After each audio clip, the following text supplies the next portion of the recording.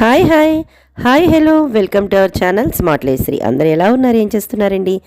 కొత్త నూతన ఆంగ్ల సంవత్సరాది శుభాకాంక్షలండి. మీ అందరికీ కూడా ఈ నూతన సంవత్సరం అనుకున్న పనులన్నీ కూడా ఆనందంగా జరిగి అన్నీ కూడా విజయవంతం అవ్వాలని మనస్ఫూర్తిగా అయితే ఆ దేవుని కోరుకుంటూ మన వ్లాగ్లోకి అయితే వెళ్ళిపోదాం. కొద్దిగా దగ్గు అనేది తగ్గింది, కానీ ఇంకా చాలా వరకు అయితే రికవర్ అయితే అవ్వాలండి. బాగా చలిగా ఉన్నందువల్ల ఈ 3 డేస్ అందులో పిల్లలకి హాలిడే అయితే వచ్చింది కదా, సో దానివల్ల నాకు కొద్దిగా అయితే రెస్ట్ దొరికింది. మా వారి హెల్ప్తో నేను మళ్ళీ అయితే తిరిగి కోలుకున్నానండి. సో ఇప్పుడు ఈ రోజు నుంచి మొత్తం మళ్ళీ స్కూల్స్ కాలేజెస్ స్టార్ట్ అయ్యాయి కదా, సో ఇంకా పనిలోకి అయితే లంచ్ బాక్సుల్లోకి అయితే ఇచ్చే బిజీలో అయితే పడిపోయాను. సో మన బ్లాగ్ని అయితే చివరి వరకు చూడండి. అదేవిధంగా కొత్తగా చూస్తున్న వాళ్ళు మాత్రం సబ్స్క్రైబ్ చేసుకుని అందరూ కూడా లైక్ చేసి ఈ కొత్త సంవత్సరంలో మన ఛానల్ని పైకి తీసుకురావాలని మనస్ఫూర్తిగా అయితే కోరుకుంటూ, ప్రతిరోజు మార్నింగ్ లేచిన తర్వాత ఇలా గ్రీనరీ చూడడం మనకు అలవాటు కదండి. దాంతోపాటుగా పువ్వులు ఏమైనా పూసాయా అని చూస్తూ మన కృష్ణయ్య అదేవిధంగా తులసమ్మ దర్శనం చేసుకుని చిన్న చిన్న పనులన్నింటినీ కూడా, అంటే స్నానానికి ముందర చేయాల్సిన పనులన్నీ కూడా కానించుకుని ఇదిగోండి స్నానం అయితే చేసి ఇక లంచ్ బాక్సుల హడావిడి పనిలోకి అయితే పడిపోయాం. ఇంకా కిచెన్లోకి అయితే వచ్చాము. నేను ప్రతిసారి కూడా నా వ్లాగ్స్లో చెప్తూ ఉంటాను, నేను లంచ్ బాక్సులు అనేవి ప్లాన్ చేసుకుని మరి, అంటే లంచ్ బాక్స్ అనే కాదండి, ఏ పని అనేదైనా ప్లాన్ చేసుకుని మనం చేసుకుంటే అన్ని పనులు కూడా హడావిడి లేకుండా అయిపోతాయని. సో మీకు ఇక్కడ చూపిస్తున్నాను కదండి, నేనే తోముకుంటాను కాబట్టి నాకు ముందు రోజు నైట్ నేను ఇలాగ తోముకునే ముందరే బాక్సులన్నీ కూడా ఒక చోట, అంటే ఎవరెవరికి ఏ బాక్సులు ఒక్కొక్కసారి ఒకలాగే ఉంటూ ఉంటాయండి బాక్సులు. కాబట్టి మా పెద్దవాడివి, మా వారివి, మా చిన్నాడివి ఇలా కావాల్సిన బాక్సులు అన్నిటినీ వాటితో పాటుగా నేను చేసేటప్పుడు, అంటే వంట చేసేటప్పుడు కావాల్సిన ఐటమ్స్ ఆ పాత్రలన్నీ కూడా, అంటే నాకు కుక్కర్ కావాలి అంటే అది ఇలా సపరేట్గా, అదేవిధంగా చిన్న కుక్కర్ కావాలంటే సపరేట్గా, అదేవిధంగా మనకు పాల గిన్నెలు కావాలి అంటే వాటిని పైపైన ఇలా అయితే సర్దుకోవడం వల్ల, అంటే తోముకుంటున్నప్పుడే పెట్టుకోవడం వల్ల నాకు హడావిడి అనేది ఉండదు. ఇంకా నేను ఈరోజు లంచ్ బాక్స్లోకి అయితే బీన్స్ కూర అనేది చేస్తున్నాను. దాంతోపాటు తోటకూరతో అయితే కంపల్సరిగా వారానికి ఒక్కసారైనా ఆకుకూర అనేది చేస్తానండి. సో వాటి కోసం అయితే ఈ విధంగా తీసుకొచ్చాను. ఇక ముందు రోజే చెప్పాను కదండి, బాటిల్స్ అంటే వాళ్ళకి ఫిల్ చేయాల్సిన వాటర్ బాటిల్స్ కూడా క్లీన్ అయితే చేసి ఇలా ఎదురుగుండా పెట్టేసుకుంటాను. నాకు 2 పిల్లలవి, మా వారివి కూడా ఇలా అయితే సెట్ చేసుకున్నాను. ఇంకా తోటకూర అనేది ఇక్కడ క్లీనింగ్ చేసే ముందుగానే ఇలా వాటర్లో అయితే నేను ఇలాగ పెట్టేసుకుంటానండి. అంటే దీనికి అయితే ఎక్కువ ఆకుకూరకి మట్టి అనేది ఉంటుంది కాబట్టి ఖచ్చితంగా దీన్ని ముందు రోజు కూడా నేను కట్ చేయనండి. ఎందుకంటే నాకు కొద్దిగా పోషకాలు అనేవి పోతాయని కూరలు అనేవి అప్పటికప్పుడే కట్ చేసుకుంటుంటాను. ఇంకా వాటర్లో ఇలా పెట్టేసిన తోటకూర తర్వాత కొద్దిగా చింతపండు అనేది నానేసి బీన్స్ని అయితే ఇక్కడ ఇలాగ కడిగేసుకుంటున్నానండి. నేను వంట చేసేటప్పుడు ఆ వండే పాత్రలు కూడా ఎక్కువగా అయితే చేసుకోనండి. ఎందుకంటే ఎంత ఎక్కువ చేసుకుంటే అంత ఎక్కువగా మనమే తోముకోవాలి. కాబట్టి నేను ఎలా అది కూడా ప్లాన్గా చేసుకుంటున్నాను అనేది ఈ వీడియోలో చూపిస్తాను. సో ఇప్పుడు ఈ విధంగా కట్ చేసుకున్న బీన్స్ అన్నిటినీ వాటర్లో వేసేసి కొద్దిగా సాల్ట్ అనేది వేసేసిన తర్వాత ఈ విధంగా అయితే నేను వాటిని డ్రై అయితే చేసేస్తున్నానండి. అంటే వాటర్ అనేది తీసేయడం వల్ల మనకి ఈజీగా ఇలా హోల్స్ ఉన్న వాటిలో వేసుకున్నాం అనుకోండి, వాటర్ అనేది తొందరగా కింద పడిపోతుంది.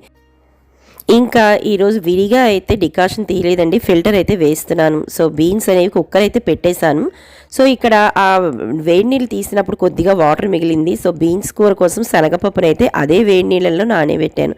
చాలా తొందరగా మనకి నానిపోతాయి కదా అలాగా.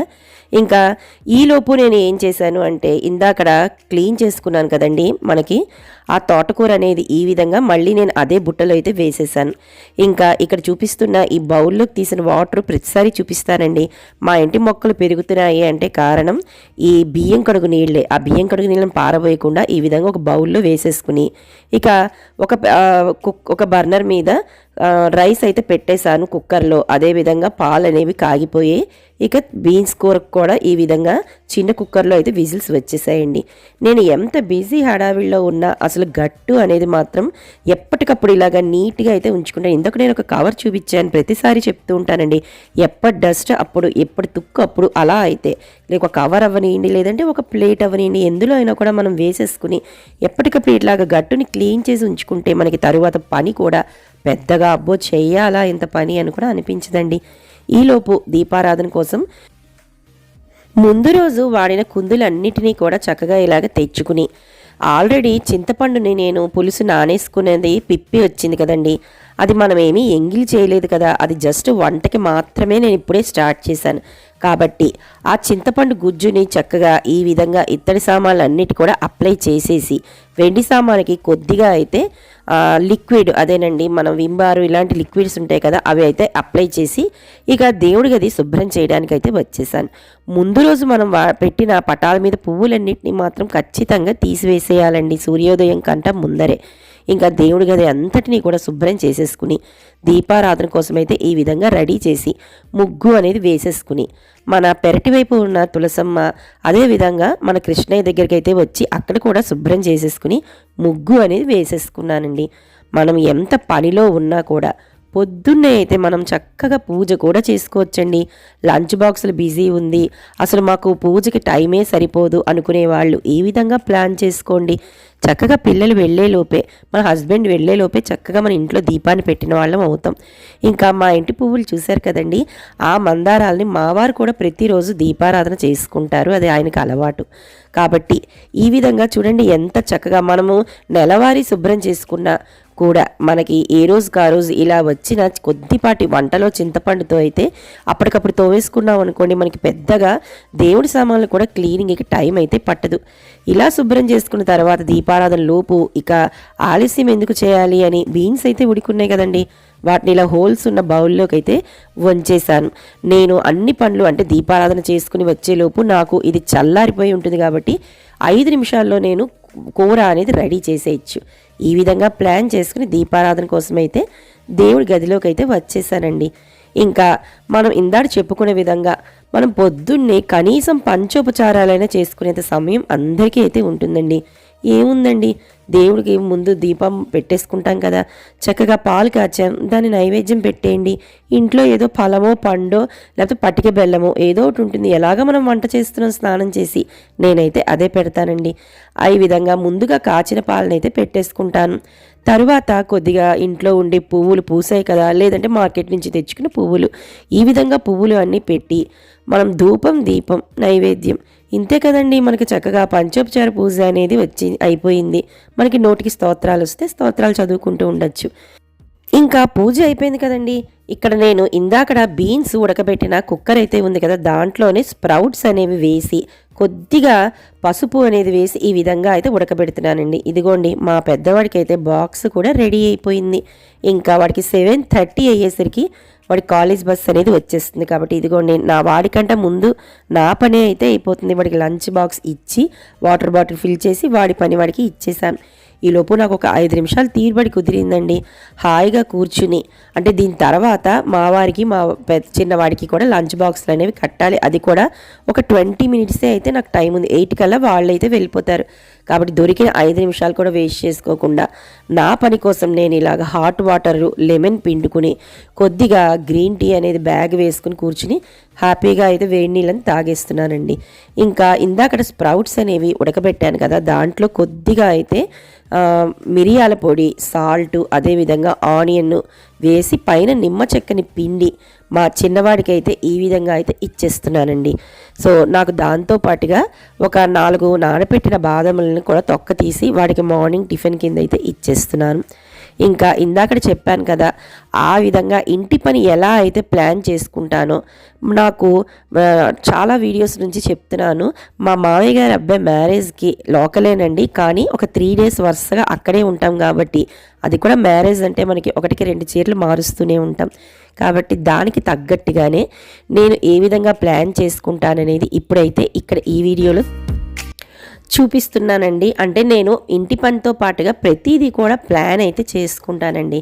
అందుకే నాకు ఎక్కువగా హడావిడి ఆదరా బాదరా అనేది పడను. కాకపోతే ఇక్కడ చీరలు అన్నీ కూడా చూపించట్లేదండి, ఎందుకంటే నేను సర్దుకునేటప్పుడు వీడియో తీయడం అనేది మర్చిపోయాను. కాబట్టి చూడండి, ఇక్కడ నేను చిన్న చిట్టీలు మీకు కనిపిస్తూనే ఉన్నాయి కదా ప్రతి శారీకి మధ్యలో. ఆ శారీ అంటే ఒక్కొక్కసారి మనకి సేమ్ కలర్స్ సేమ్, ఒక్కొక్కసారి మనకి మనలో మనమే కన్ఫ్యూజ్ అయిపోయే ఛాన్సెస్ ఉంటాయి కలర్స్ వల్ల మెయిన్ ముఖ్యంగా. కాబట్టి నేను ఈ విధంగా ఒక చిన్న చిట్టి మీద మనం ఏ అకేషన్కి ఏమి వేసుకుందాం అనుకుంటున్నాం అని చిన్న చిట్టి డేటు అయితే వేసేసి ఆ శారీలోనే శారీ పెట్టికోటు బ్లౌజ్ కూడా పెట్టేసి ఆ చీటీని ఆ శారీ మధ్యలో అయితే పెట్టేసుకుంటాను. ఆ పెట్టుకునేటప్పుడు కూడా 3 డేస్ ఫంక్షన్లో మనం ఎల్లుండి కట్టుకోవాల్సిందా అని అడుగును పెట్టుకుంటానండి. దానికి ముందు కట్టుకోవాల్సింది దాని మీద, ఇక రేపు కట్టుకోవాల్సింది దానిపైన, ఇంకా ఈరోజే కట్టుకోవాల్సింది ఏమైనా ఉంటే దానిపైన. అంటే మనం ఒకసారి లాగేటప్పుడు అందులోనూ మనం బాగా ఇస్త్రీ చేయించుకున్న పట్టు శారీస్ కాబట్టి లాగంగానే నలిగిపోతాయి కదండి. అందుకనే నేను ఆ విధంగా ప్లాన్ చేసుకుని అడుగు నుంచి ఒకదాని మీద ఒకటి పెట్టుకుంటూ వస్తాను. ఈ విధంగా నాకు పెట్టుకోవటం వల్ల శారీస్ నీట్గా ఉంటాయి.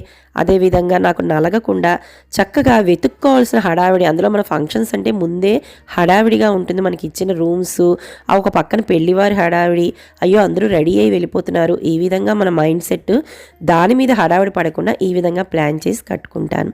ఇంకా ఇక్కడ చూపిస్తున్నది ఇదే. అయితే నేను అంటే అది ఎక్కువ చూపించలేదండి. ఇప్పుడు నేను ఈ బాక్స్లో ఏం పెట్టాను అనేది మీతో అయితే షేర్ చేస్తాను. ఇవి కూడా చిన్న చిన్న వస్తువులే అయినా వెతుక్కునే హడావిడి, ఒకరిని అడగాల్సిన కంగారు, మనం ఇంకొకరికి ఇచ్చే అలా ఉండాలి తప్ప మనం ఆ పెళ్లి హడావిడిలో ఇంకొకరిని ఇబ్బంది పెట్టకుండా మనం ఏ విధంగా ప్లాన్ చేసుకోవచ్చు అనేది. ఇప్పుడు నేను ఈ బాక్స్ కూడా బయట కొన్నది కాదండి, మాకు స్వీట్స్ కోసం అయితే ఓ బాక్స్ అనేది మా వారి ఆఫీసులో ఈ విధంగా వచ్చింది. సో ఓపెన్ చేసి చూసిన తర్వాత నాకు ఇది బాగుందే అనిపించి, చూడండి ఇక్కడ చక్కగా చిన్న గోల్డ్ కలర్లో మెరుస్తూ, కలర్ కూడా పోకుండా లాక్ సిస్టమ్ లాగా ఉంది. కాబట్టి నేను దాని లోపల వేసిన అట్టలు అన్నీ తీసేసి ఈ విధంగా అయితే ఈ బాక్స్ని ఎక్కడికైనా ఇలాగా మనం మ్యారేజెస్కి ఫంక్షన్స్కి వెళ్ళేటప్పుడు అకేషన్గా బాగుందని ఈ విధంగా అయితే సెట్ చేసుకున్నానండి. మరి ఎలా ఉంది చెప్పండి మరి కామెంట్లో అయితే. సో ఇప్పుడు నేను ఒక్కొక్క వస్తువు అయితే ఏం పెట్టుకున్నాను అనేది కూడా మీకు ఇక్కడ చూపిస్తాను. మరి స్కిప్ చేయకుండా చివరి వరకు మాత్రం చూసేయండి.